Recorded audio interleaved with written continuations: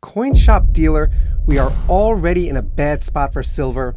Let's start. The Fed and the Treasury Department and the federal government are between a rock and a hard place when it comes to interest rates, right?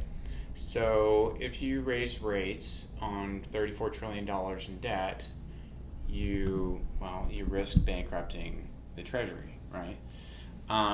You can't keep raising rates. Like it will bankrupt this country. So the Fed knows that, and that's why we haven't seen a Paul Volcker approach to interest rates. So let's just take a step back. 44 years ago, when Reagan became president, Paul Volcker stepped in as chairman of the Fed, and he hiked rates to 17, 18%. Yeah.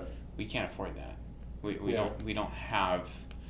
Our debt's too. Our debt is too high. Back then your debt was less than $1 trillion. During Reagan, it went to $1 trillion, and that was a big deal at the time.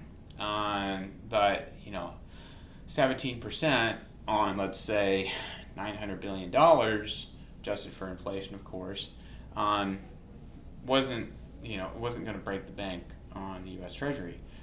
Well, let's say we went to 7% on $34 trillion, which you got to keep in mind, there are different maturities for different, you have like 3-month T-bills, you have 6-month T-bills, 9-month, 12-month, you have 1-year T-notes, 2-year T-notes, all the way up to 30 years, right? 2-year, 5-year, 7-year, 10-year, 15-year, 20-year, 30-year, right? So a lot of that debt is coming due this year. And so, if you're going to start, financing that at 6%, 7%, 8%, we're already seeing interest payments at, it's already exceeded the budget for the Defense Department. I think it's $1 trillion a year. Don't quote me on that. Yeah, I've heard something around that. That number's not fresh in my head, but it's more than the DOD budget. So, we're already in a bad spot. And Jay Powell knows this. Now, he's not going to say that, but we can't hike rates further. When was the last time the Fed did anything on rates, right? When was our last rate hike? Tail end of 22, beginning of 23? And then since then, we've had Jay Powell saying, oh, I'm going to cut rates. Oh, I'm going to hike rates. Oh, I'm going to cut rates. Hike rates. I'll cut rates. Back and forth, back and forth, back and forth. What are you doing? Stop talking. Just do what you're going to do. But that's not the point. He's trying to talk the market one direction or the other. You notice, remember? Oh, yeah. Yeah. Everything follows. Yeah. So you remember December of 23, this past December, he out of the blue, gives a speech and says, oh, we're going to have 3 rate cuts in 2024. Market goes wild. Of course. I mean, look at NVIDIA.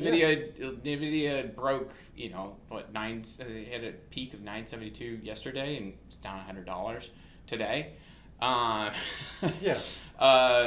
So, Jay Powell, I don't understand how the market gives him any credibility at this point. I mean, you say one thing, you say another, you say one thing, you say another, and you're constantly contradicting yourself throughout the course of a year. Every month it's one thing, and then it's the opposite, and it's just back and forth. It's I don't understand how the markets still believe him. What I believe, this is a personal belief, is that because a lot of trading is done by bots are just taking the headline and rolling with it and trading on that information. You have a lot of trading is no longer done by humans. Yeah. And a lot of trading on the New York Stock Exchange and is done by bots. Is Powell just speaking to the bots and having them trade on that information? Just just a question. Preston hits on a serious issue that happened in real time this past week. Reuters shows us Wall Street ends higher as Fed keeps 3 rate cuts on the horizon.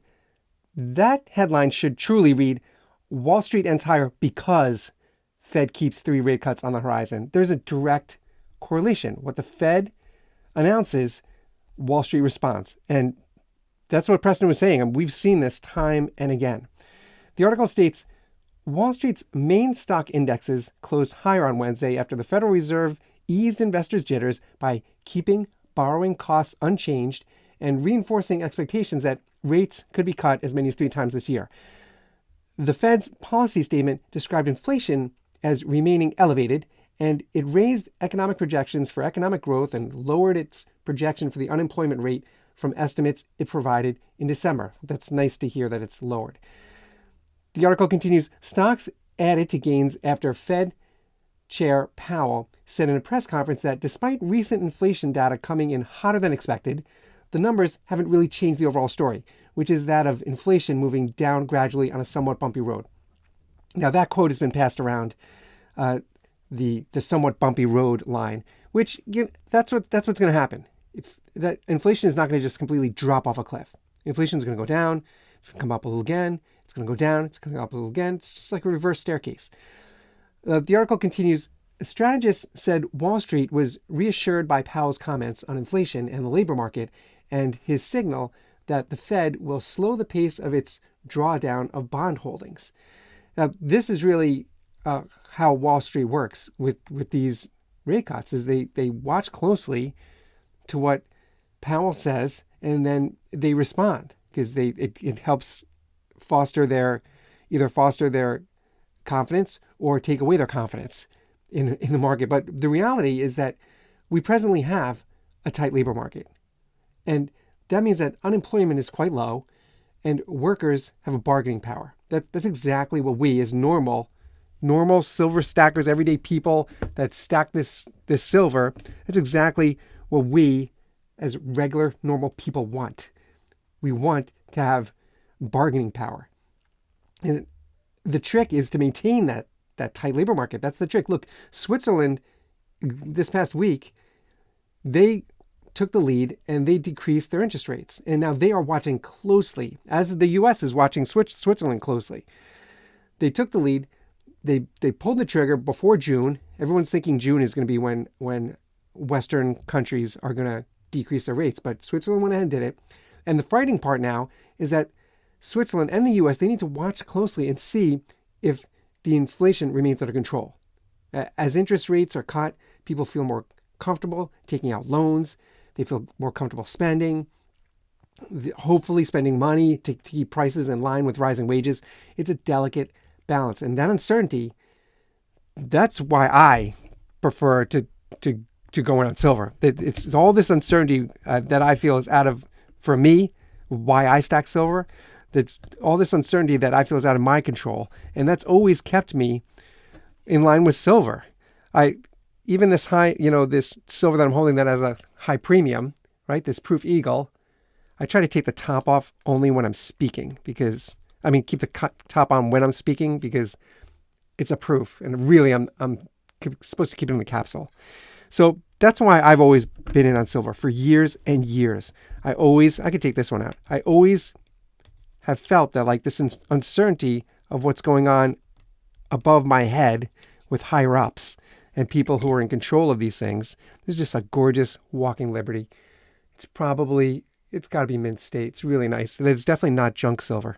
If it was worn away, it would be junk silver. But this is just an awesome, awesome walking liberty.